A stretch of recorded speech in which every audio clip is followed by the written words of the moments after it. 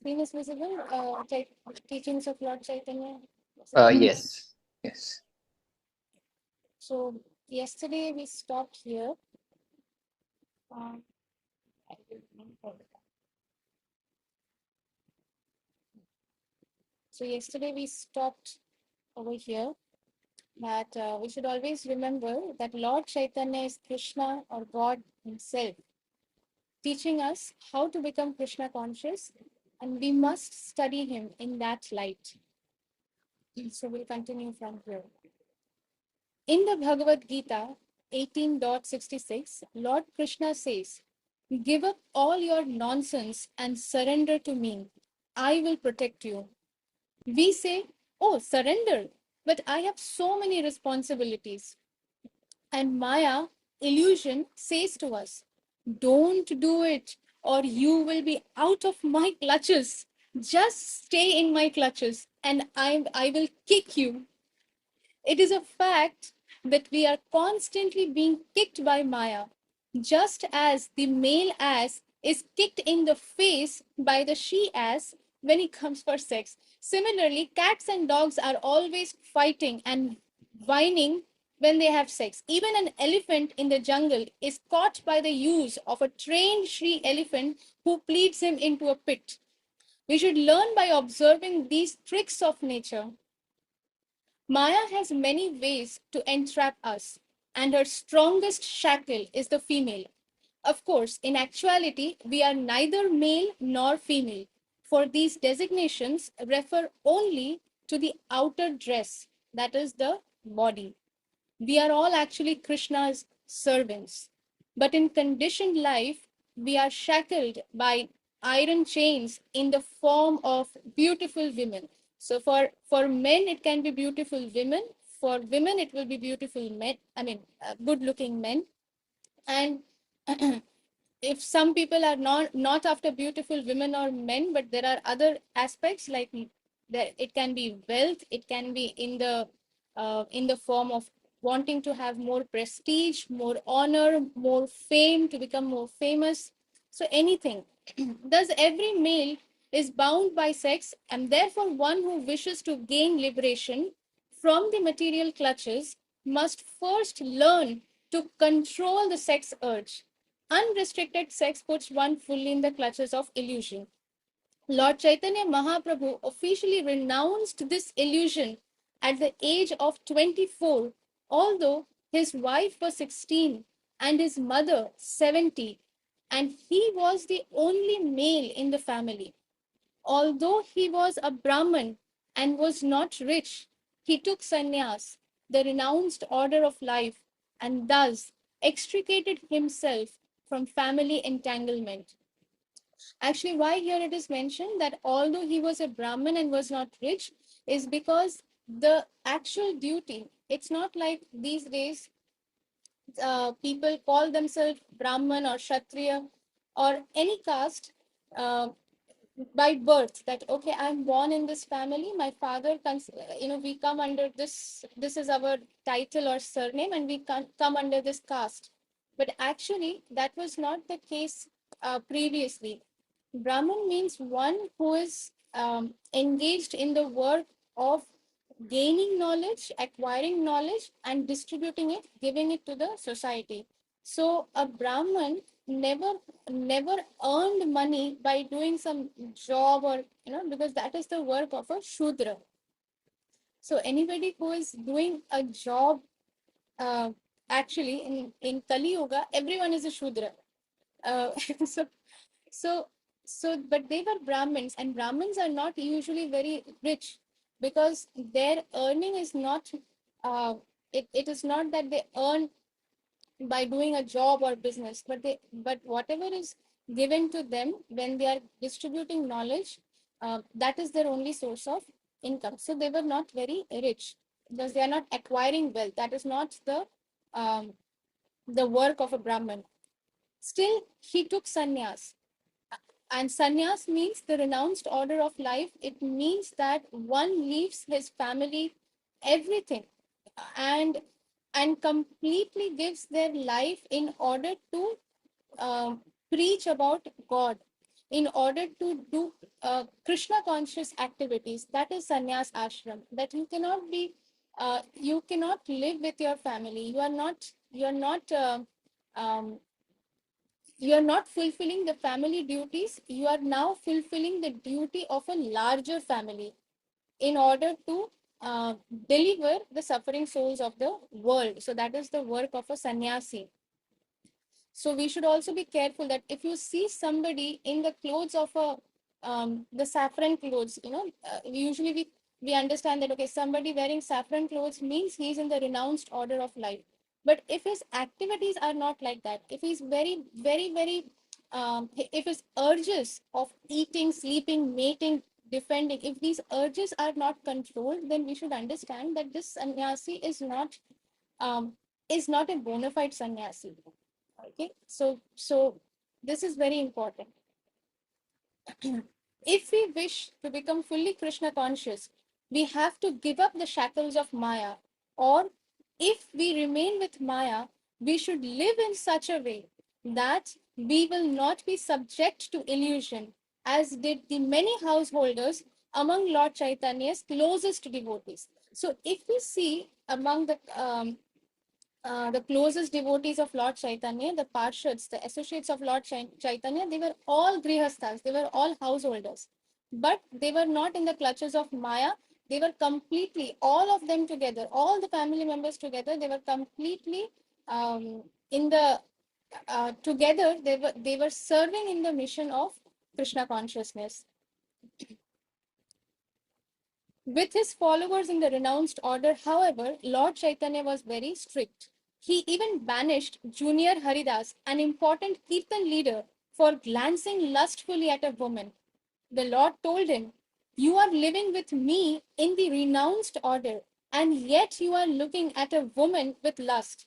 Other devotees of the Lord had appealed to Lord Chaitanya Mahaprabhu to forgive Haridas, but he replied, "All of you can forgive him and live with him. I shall live alone." That means Lord Chaitanya said that all of you can forgive him and live with him, but you will not get me. I'm going to live alone. I'm going to leave all of you. On the other hand, when the Lord learned that the wife of one of his householder devotees was pregnant, he asked the baby be given a certain auspicious name. So, if somebody is a householder, it is their duty that they should give birth to Krishna conscious children. So, it is their duty, and that is not wrong when a householder begets children. So Lord Chaitanya, he asked that the baby should be given a auspicious name, certain auspicious name. So he gave some name to the baby. So while the Lord approved of householders having regulated sex, he was like a thunderbolt with those in the renounced order who tried to cheat by the method known as drinking water underwater while bathing on a fasting day. On a fasting day, you're supposed to do nirjala, but somebody trying to cheat will go say that I want to take a bath in the pond or in the river, will go underwater and drink some water. So that is cheating.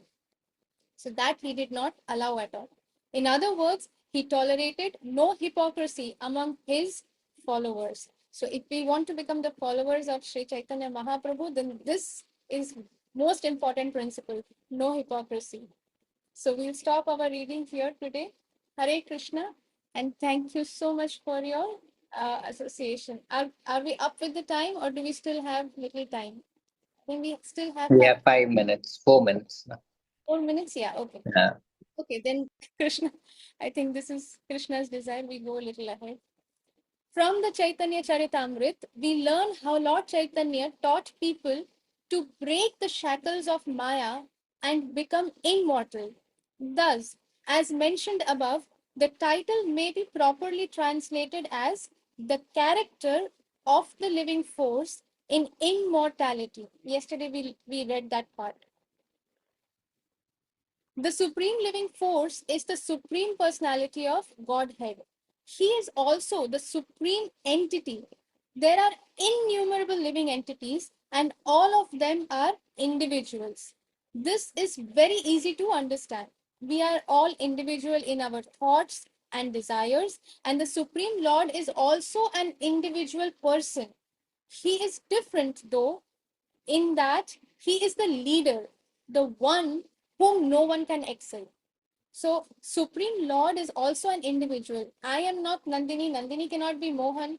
Mohan cannot be Param Prabhu. So, we are all individual living entities. We all have our own thoughts. We all have our own individual desires. Similarly, Krishna, who is the Supreme Personality of Godhead, he's also an individual living entity. But what is the difference? He is the leader from whom, like, nobody can be beyond him, nobody's above him, nobody's even equal to him. So he's the supreme.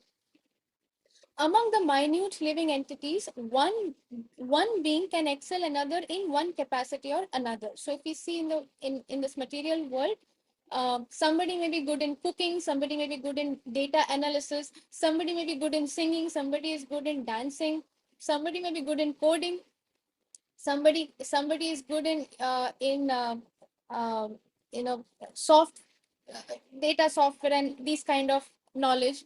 So so everybody has their own skills and talents. But if we see under the same skill set, suppose somebody is a very good singer, but there are other singers also, and it is possible that today one person is a very good singer, tomorrow the other person becomes better than that singer. So in material world, this is possible, that one living entity will excel the other one in some capacity or other.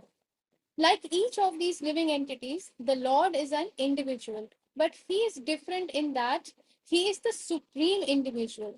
God is also infallible. We saw yesterday that the living entities, all of us, we have the tendency of falling down from to this material world. We are fallen down to the material world.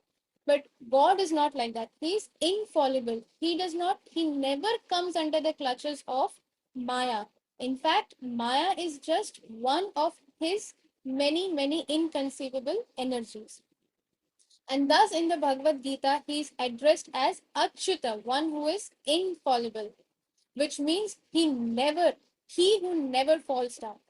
This name is appropriate because in the Bhagavad Gita, Arjun falls into illusion and Krishna does not.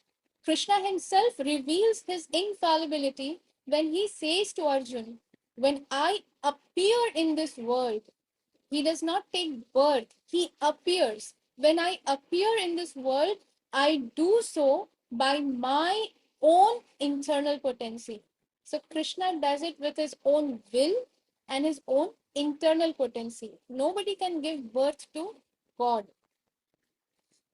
This is from Bhagavad Gita 4.6.